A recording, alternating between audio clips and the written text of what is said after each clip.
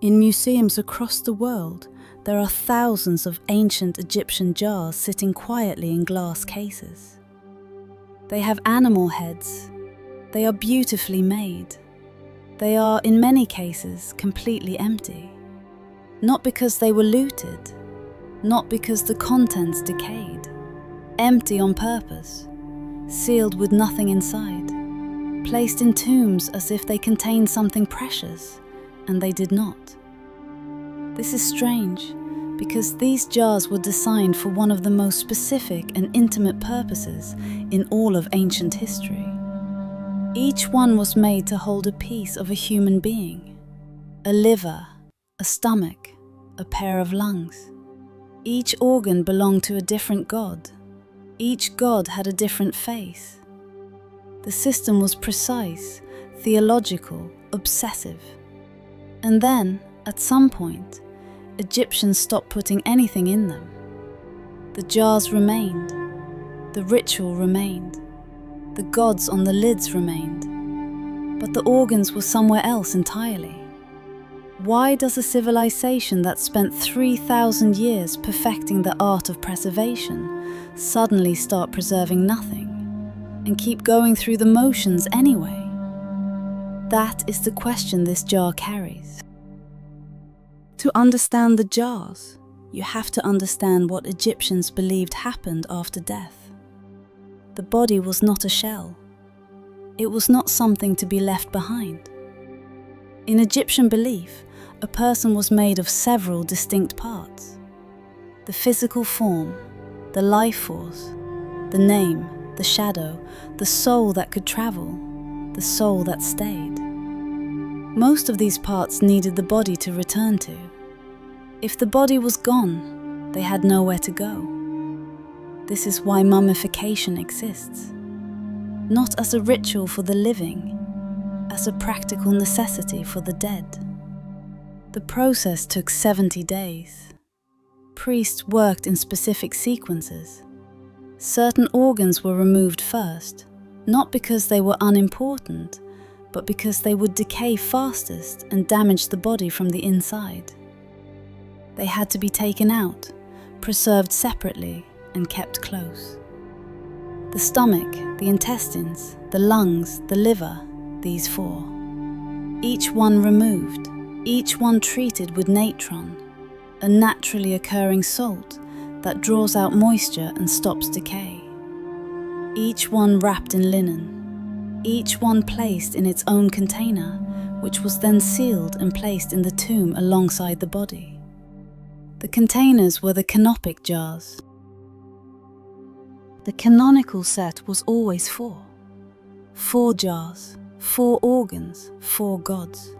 The gods were called the 4 sons of Horus, and they were assigned their responsibilities with the kind of precision that suggests someone, somewhere, thought very carefully about which deity should be responsible for intestines. Imseti had a human head. He protected the liver. Hapi had the head of a baboon and protected the lungs. Duamutef had the head of a jackal and was responsible for the stomach. Kebisenuef had the head of a falcon and held the intestines. Each son was in turn protected by a goddess. Imseti by Isis, Hapi by Nephthys, Duamutef by Neith, Kebisenuef by Serket. 8 divine figures arranged around 4 jars, arranged around one body. The earliest canopic jars had plain lids, simple stoppers, nothing more. Sometime around the Middle Kingdom, around 2000 BCE, the lids began to take the shape of a human head. Then, gradually, they differentiated: baboon, jackal, falcon. By the New Kingdom, the iconography was fixed. Every jar knew its organ. Every organ had its guardian. There is something almost bureaucratic about it.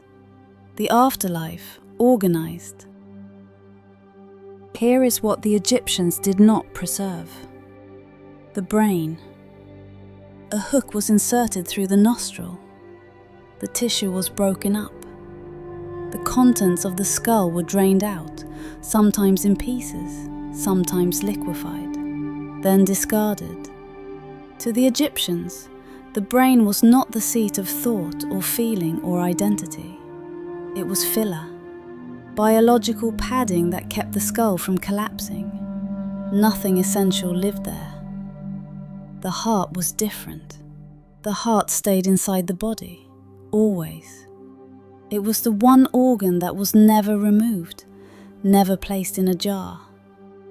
Because the heart was the seat of everything: intelligence, memory, personality, moral character. When you died, your heart was weighed against a feather. If it was heavy with wrongdoing, a creature called the Amit would eat it. If it was light, you passed into the afterlife. You needed your heart present for that judgment. You needed it in your chest, in your body, in your tomb. So the Egyptians threw away the brain and protected the stomach. They left the heart inside and removed the lungs. The logic is not medical, it is theological. And it is entirely consistent. For most of Egyptian history, canopic jars were not for everyone. The earliest examples come from the Old Kingdom, around 2600 BCE. They were for royalty and the very highest officials. Mummification itself was a royal privilege. The idea being that the pharaoh was divine and divinity required preservation. Over centuries this changed. The rituals expanded outward. By the Middle Kingdom, wealthy nobles could afford full mummification. By the New Kingdom, the merchant class was included. By the late period, something closer to a mummification industry had emerged: workshops, standard packages, different tiers of service. We know this because the quality of surviving jars varies enormously. Some are carved from alabaster, painted with gold, inscribed with long text naming the deceased and invoking the gods by name. Others are rough pottery, mass-produced, with lids that barely resemble animal heads. Functional enough to count as the right object, no more. Some jars that look impressive on the outside are hollow all the way through, made to be seen as part of the ritual display rather than actively used. Even in death, the performance of status was part of the ritual. Around the 7th century BCE, something shifted. Mummification was changing. Embalmers began leaving the organs inside the body, removed, treated, wrapped in linen packages, then placed back inside the cavity before the body was sealed. It was faster. It was arguably just as effective for preservation, and it meant the organs were where they had always theologically needed to be, with the body. But the jars did not disappear. They were still made, still placed in tombs, still had their animal-headed lids, still represented the 4 sons of Horus, still sat in formation around the sarcophagus, just empty. Egyptologists call these dummy canopic jars. Some are solid all the way through, carved to look like containers but not designed to hold anything. Others are hollow but sealed with nothing inside. The tradition had outlived its original function. The form had become the meaning. This happens. A gesture that once held a precise purpose becomes the gesture itself. Repeated because to stop would feel like an omission, like something missing from the ritual that couldn't quite be named. No one decided the empty jars were acceptable. No decree was issued. The practice simply continued, adjusted, persisted. The jars meant something. What exactly they meant by then is harder to say.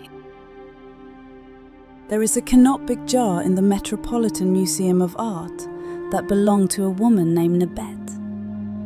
It is carved from limestone. Her name is written in hieroglyphs along the side. The lid is shaped like a human head, her guardian Imseti, watching over whatever was once placed inside. Nebet died sometime around 1800 BCE. We know her name because it was written down, placed in a jar, sealed in a tomb, and left for 4,000 years. We do not know what she looked like, what she feared, what she loved. We know her liver was considered important enough to have its own guardian. That is a strange kind of survival. Most of what a person is disappears quickly. Thought, voice, gesture, the particular way someone moves through a room. What remains is usually accidental. A letter kept in a drawer, a name on a wall, an organ in a limestone jar. The Egyptians did not believe in leaving things to chance. They named every part. They assigned every guardian.